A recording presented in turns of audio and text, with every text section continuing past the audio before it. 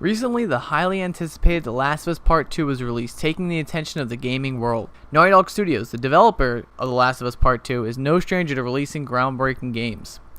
Today, we are here to look back at another beloved game by Naughty Dog. We're going to be looking at the lore of Jak from Jak and Daxter. I want to add a brief side note before this video gets started.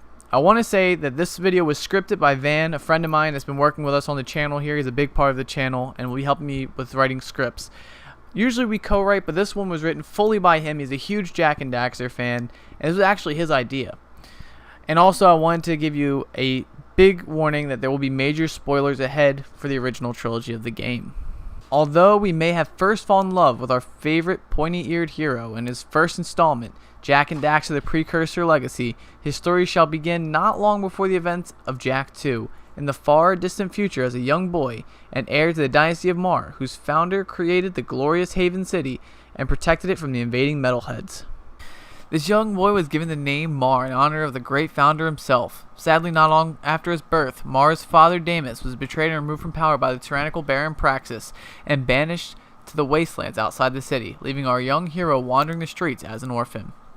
However, he landed to the hands of Vaegr, the leader of Haven City Council, who sought Jak's connection to Mar to locate the catacombs underneath the planet left by the ancient precursors to turn on a defense system they had built in ancient times to protect the planet from some unknown danger. However, he was not able to hold on to him for long, for he was rescued by the underground led by the mysterious Shadow, whose sole purpose was to use our young hero to take back the throne for the dynasty of Mar, accompanied by his guardian, the elderly Core.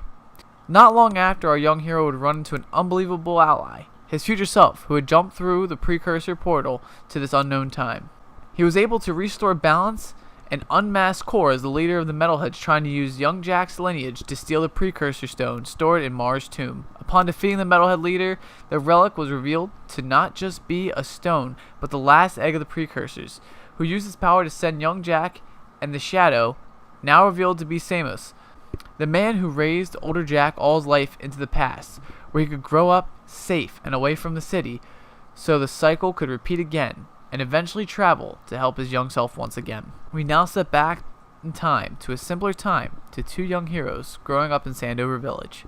Our heroes Jak and Daxter in a world devoid of technology, yet teeming with energy source called Eco in its many forms, with properties that grant extraordinary abilities to one that can harness it. Yet this land is strewn with relics from the forgotten race of precursors. Our hero's adventure starts off when our two heroes decide to disobey Samus, the great sage of Green Eco. Once the Shadow and leader of resistance, now old and gray, they travel to far-off Misty Island, where Daxter falls into a vat of dark Eco, turning himself into an Ottsel, an adorable talking rodent. The two must travel across the land to find Dark Eco Sage, Gul Akaran, the only sage to master and tame Dark Eco, with hopes of restoring him to his human form. Through the course of their adventure, however, they discover the Dark Eco Sage has become drunk with power and kidnapped all the other sages to release Dark Eco from the planet to flood the world. Thankfully, our heroes stop Gul, and in the process discover the same ring and vehicle that transported the young Jak into the past from the future.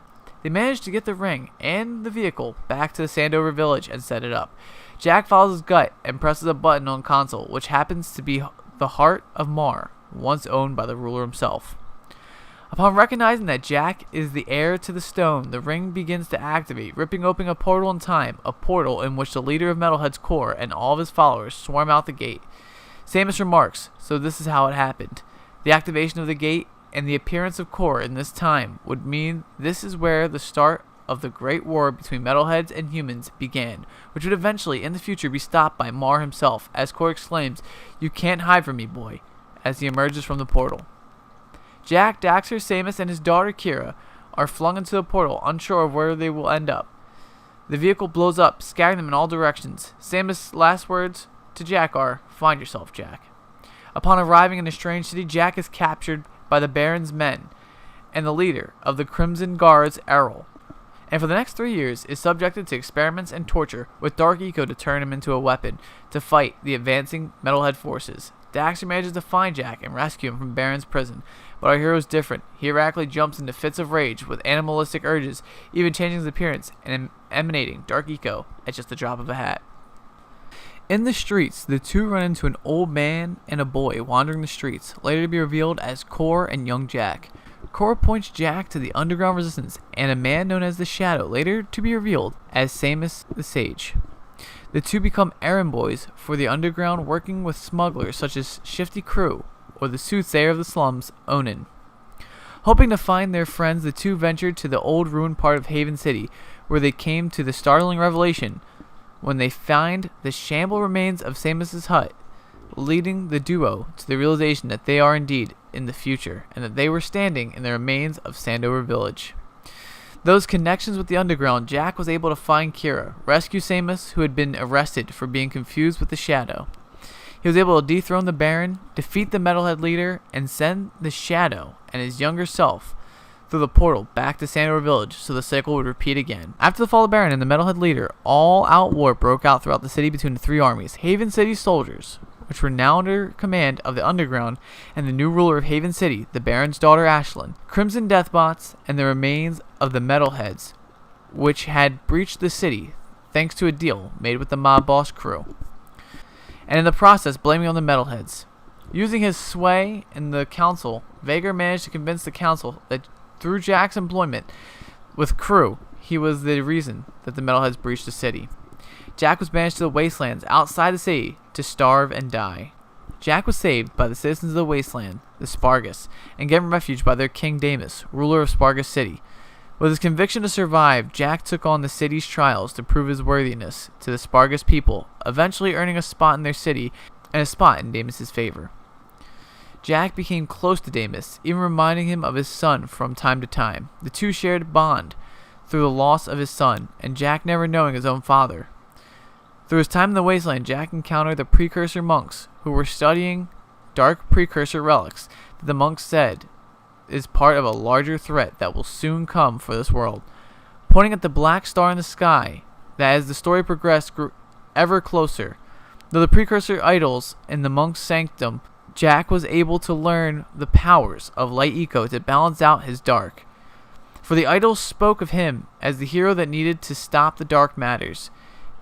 Beings who turned out to be just precursors who were exposed to dark eco and turned them into evil and began conquering worlds throughout the universe, doing battle with precursors for centuries, draining the worlds of life.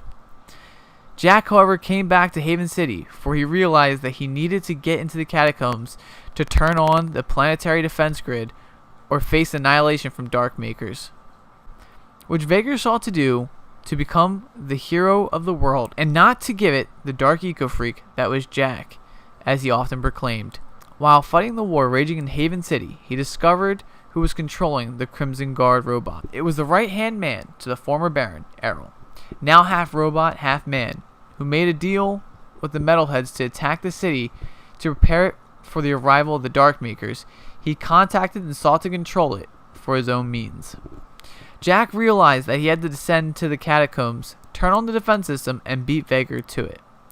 Sadly, during the trip to the entrance of the catacombs, Damus was killed after aiding assistance to Jak. Unfortunately, their ride flipped over and Damus was crushed under it. In his final words, Damus told Jak to find his son and handed him the amulet of Mar. It was not till after his final breath that Jak realized that Damus was his father. Jak began chasing Vhagar into the catacombs after mocking Jak for Damus never knowing his own son was beside him all along. Upon reaching the center of the planet, the precursors congratulate Jak and turn on the planetary system to blow up the ship in orbit and gift Jak immortality by becoming a precursor. But Vhagar arrogantly jumps in front of Jak and claims the gift of the precursors for his own. This displeases the precursors, and in a fluke accident, and in a very Wizard of Oz way, we see behind the curtains at a glance of the real precursors, and they turn out to be assholes, revealing to Daxter that falling into the eco wasn't a curse, but a blessing, for all eco contains a part of the precursor genetic code. Vhagar, upon realizing that he no longer wants to become a precursor, transforms into an Ottsel right in front of everyone's eyes.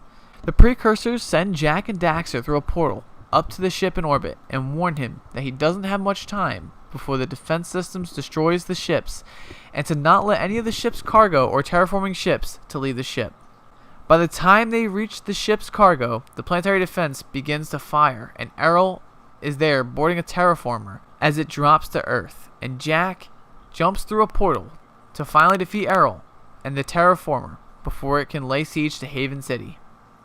Jak and Daxter manage to defeat the Terraformer and save the planet from the Dark Makers. The war is over, the planet is saved. As the precursor begins to depart the planet, they offer Jak an opportunity to travel the universe with them, but he refuses because his place is on Earth, and Daxter would be lost without him. And that is the lore of Jak from Jak and Daxter. I hope you guys enjoyed the video. Thank you to Van for writing this amazing script. He spent a lot of time working on it, so if you guys enjoyed it, make sure to drop a comment down below to let him know. It was definitely a fun one to make. Sorry this one took so long to put out. There was definitely a lot to go through and a lot to research. I hope you guys enjoyed the video. Remember, smack a like if you like it. If you dislike it, don't be afraid to dislike. Just let us know what you think down below. And if you guys have any other lore videos you'd be interested in seeing, let me know. And I hope to see you guys all at the next one. This is Hijinx. Peace.